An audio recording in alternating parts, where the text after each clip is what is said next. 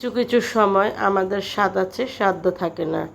আজকের ভিডিওটি খুবই স্পেশাল এবং কেন বলেছি পুরো ভিডিওটি দেখলে অবশ্যই বুঝতে পারবেন। তো তার আগে আজকে দুপুরে আমি কি রান্নাবান্না করেছি সেটি আপনাদের সাথে শেয়ার করি।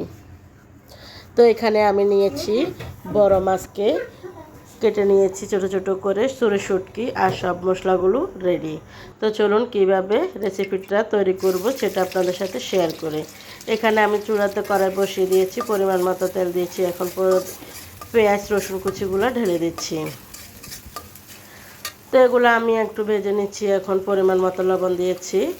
এখন দিয়ে দিচ্ছি সরষে শুটকিগুলো আমি পেঁয়াজের সাথে একটু ভেজে নিচ্ছি।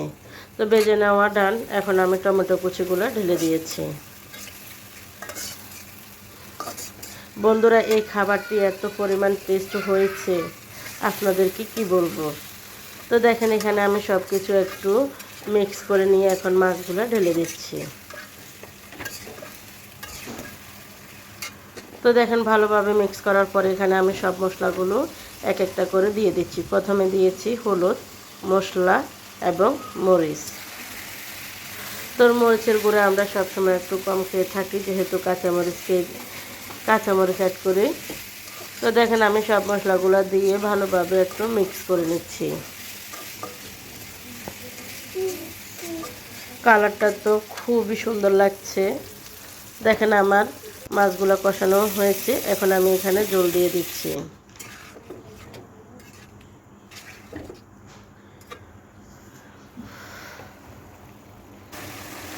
তো ঢাকনা দিয়ে রেখে দিয়েছি।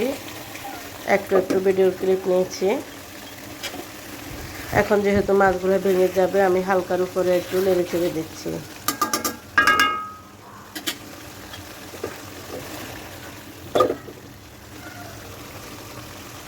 তো বন্ধুরা, ফাইনালি আমার মাছ রান্না ডান। এখন চলুন কেমন হয়েছে আপনাদেরকে সেটা শেয়ার করি। তো এখানে আমি খাবার খেতে চলে আসলাম। বন্ধুরা, এত মজা হয়েছে। আজকে শুধু আমি এটাই রান্না করেছি, আর পরিবারের সবাই পেট ভরে খাবার খেয়েছে। তো এখানে আমি খাবার দাবার করে বিকালবেলা চলে যাচ্ছি বাজারে। তো বাজারে কেন যাচ্ছি অবশ্য পুরো ভিডিওটি দেখলে বুঝতে পারবেন। তো আমার সাথে শরীফকে আমি নিয়ে যাচ্ছি। শরীফের মাথা ছাড়াবো, আমিও কিছু কেনাকাটা করব তাই। তো প্রথমে চলে যাচ্ছি মার্কেটে যাওয়ার পর এখানে কিছু সালোয়ারের কাপড় দেখতেছি। বন্ধুরা, কি বলবো, সালোয়ারের কাপড় যে পরিমাণ দাম, প্রত্যেকটা জিনিসের দাম অনেক অনেক বেশি।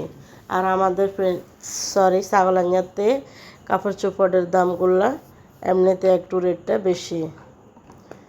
মডার্ন কোয়ালিটি বিক্রি করতেছে 80-85, আর গোল্ড বিক্রি করতেছে 120 টাকা। তো এখানে শরীফ ক্যালকুলেটার টেপতেছে, উনি একটু দুষ্টামি করতেছে। তো আমি আমার পছন্দ মতো সালোয়ারগুলো কিনে এখন অন্য দোকানে চলে যাচ্ছি। এখানে আমার প্রত্যেকটা কাপড় চোপড় আমার কাছে অনেক ভালো লেগেছে। যেহেতু আমি কোনো কাপড় কিনবো না, সালোয়ারের কাপড় কিনবো, তাই এখানে আমি 2 পিস সালোয়ার কাপড় নিয়েছি। তো সবগুলা কিনে এখন বাসায় চলে আসছি।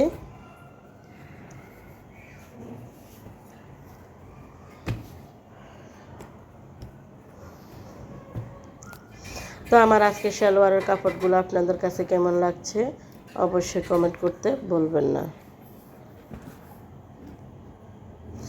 আমি 60টা সালোয়ার নিয়েছি এবং 60টা সালোয়ারের জন্য সেম সুতা নিয়েছি, যেহেতু আমি নিজে সেলাই করব তাই। তো এখন আমি বাসায় আসার পর কাপড় কাটিং করতে বসে গেলাম। তো কাপড় কাটিং করতে আমি এখানে মার্ক করে নিয়েছি। তো দেখেন আমি কিন্তু এই সালোয়ারগুলো প্যান্ট কাট সালোয়ার সেলাই করব, তাই এখানে আগে মার্ক দিয়ে কাপড়টা কেটে নিচ্ছি। তো আমার এখন সালোয়ার কাটা ডান। এখন আমি সেলাই করতে চলে যাব।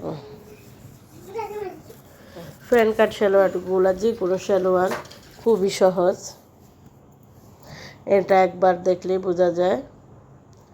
তো দেখেন আমি সালোয়ার কিন্তু প্রায় সেলাই শেষ করে ফেলছি, তাই একটু ভিডিও নিচ্ছি। তো বন্ধুরা, কে কোথা থেকে আমার ভিডিওটি দেখতেছেন অবশ্যই একটি কমেন্ট করে জানাবেন। সবাই ভালো থাকবেন, সুস্থ থাকবেন। আল্লাহ হাফেজ।